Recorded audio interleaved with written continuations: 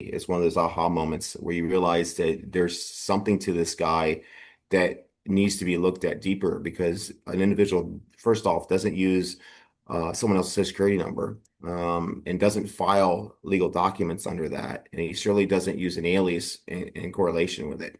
There has to be a purpose to that. Either he's running from something, hiding from something, or he's doing something illegal. And at that moment, that was another aha moment where I realized I'm on the right road.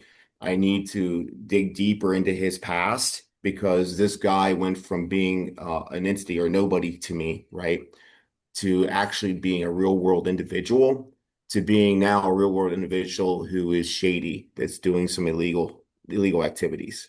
So right there, it tells you there's some criminal element to him.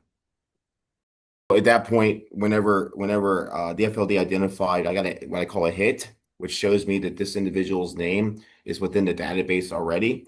At that point, I was able to say, okay, so well, why is it in the database? And then I pulled up Elizabeth Short's DA records, and it's like he's one of the suspects. So at that moment, I had another aha moment, like, holy shit, this guy that was Merrill, that was Margolis, that used a social security number is now the same individual. And the reason I knew it was the same identical individual, Michael, is because in the records, they use his date of birth in his hometown, which you've read in his military report.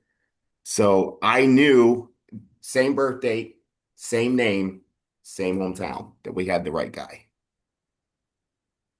You know, Whenever he was evaluated, first he was evaluated by the Naval Department whenever he left Chicago for his discharge. At that point, they gave him 50% mental disability, meaning that he was suffering from what we called it a PTSD. At that time, they called it shell shock. Same thing. That being said, he was then reevaluated in Los Angeles by a local doctor who's in the report, and he's the one that further questioned him. And he stated that if there was another war, somebody came for him, that two people weren't going, it would be him and the individual who came. So he's basically threatening the life of whoever shows up at his door for a draft, for lack of better words. But they're very adamant that he's suffering from depression, sullen, he's explosive, he's short-tempered. If you read between the lines, I mean, it's different words, but same terminology.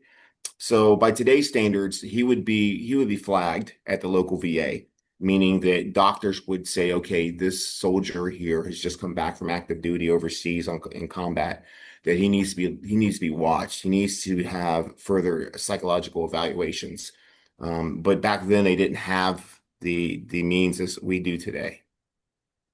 So during World War II, after the war ended, the soldiers that came back that were identified with what's called shell shock is now identified today as PTSD.